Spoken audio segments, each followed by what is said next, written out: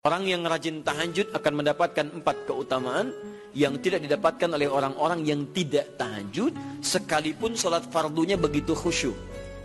Di antum sholat fardu khusyuk, bagus, tapi nggak tahajud, nggak dapat 4 keutamaan itu. Ini sudah saya bahas panjang lebar di pertemuan lalu, saya hanya sebutkan cepat saja. 1, Allah akan mengangkat karir, pekerjaan atau aktivitasnya di tempat yang terbaik. Ya deh, jadi kalau antum misalnya pengusaha atau orang karir di kantor dan sebagainya, itu akan cenderung kemudian ditolong oleh Allah, diangkat ke tempat yang terbaik.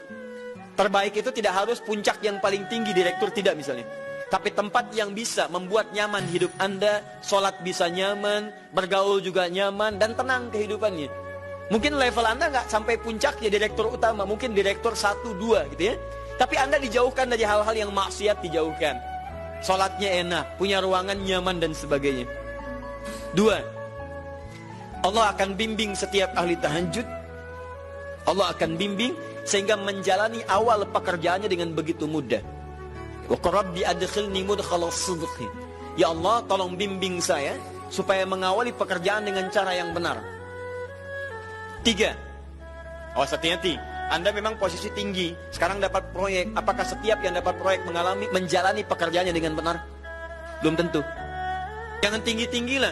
Maaf ya, apakah orang tua yang sekarang menyekolahkan anaknya ke tempat belajar menjalani awalnya dengan benar? Hati-hati ya Bu ya, Pak. Bapak Ibu menyekolahkan anak dengan awal yang salah, maka memberikan jalan keburukan ketika dia belajar. Saya katakan jangan pernah Anda masukkan anak Anda ke sekolah dengan menyogok. Bayar sekian supaya masuk, menyalahi aturan. Kalau awalnya sudah salah, bagaimana anak Anda bisa belajar dengan benar? Mustahil mendapatkan sesuatu yang tidak baik. Yang baik itu mustahil didapatkan. 3, wa akhrijni mukhrajas sidqin.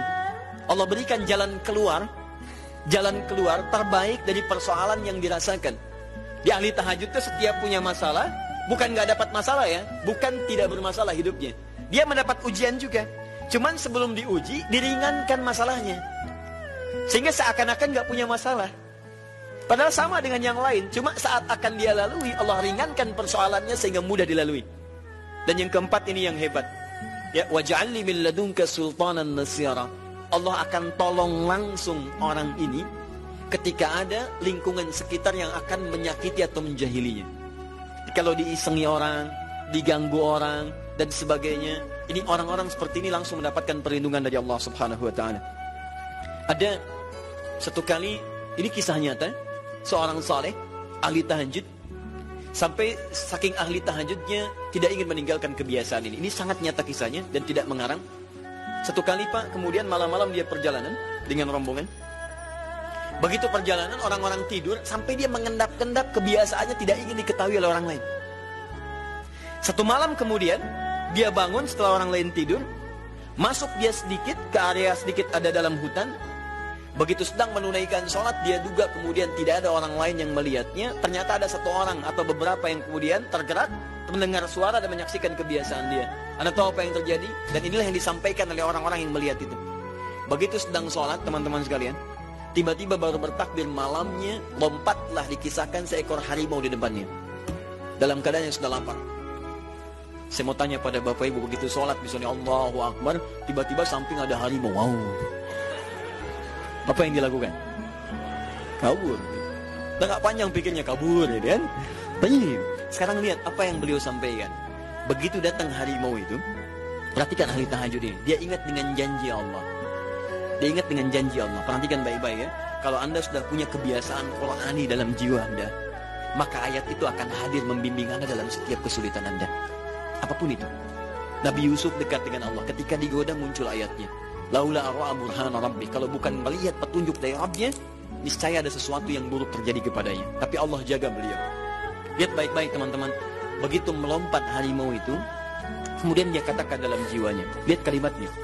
Ya khalqallah. Hei makhluk Allah. Dia tidak katakan ya namar, hei harimau, tidak.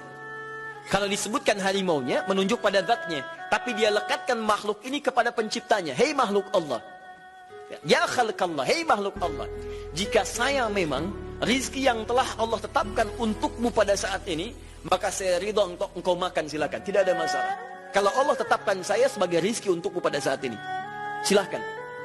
Tapi kalau saya bukan menjadi rizki yang telah Allah tetapkan untukku pada saat ini, maka jangan coba-coba ganggu ibadahku hari ini. Lihat kalimatnya, bukan jangan makan aku. Ingat, bukan jangan makan aku. Jangan coba-coba ganggu ibadahku saat ini. Atau aku akan mohonkan pada Allah penciptamu untuk menghancurkan engkau saat ini juga. Perhatikan, dia minta jangan ganggu tahajudnya, bukan jangan makan dirinya. Apa yang terjadi ketika dikaitkan dengan ayat perlindungan tentang tahajudnya, maka tiba-tiba harimau ini pergi meninggalkannya, mengaum sekali langsung pergi. Anda bisa bayangkan, bisa nggak malam-malam begitu Anda sholat, tiba-tiba ada nyamuk misalnya kan banyak tuh. Begitu Anda mulai disengat oleh nyamuk, diambil Anda katakan, hei nyamuk, kalau ini memang rizki yang telah Allah tetapkan untukmu saat ini, sedot sebanyak-banyaknya, saya ikhlas. Tapi kalau bukan, jangan coba-coba ganggu saya. Atau saya mohonkan kepada Allah pencipta untuk menghancurkan kau saat ini juga. Masya Allah. Kira-kira apa reaksi nyamuk? Makin banyak kayaknya. Coba cek. Berarti chemistry-nya harus lebih dibangun lagi. Tingkatkan.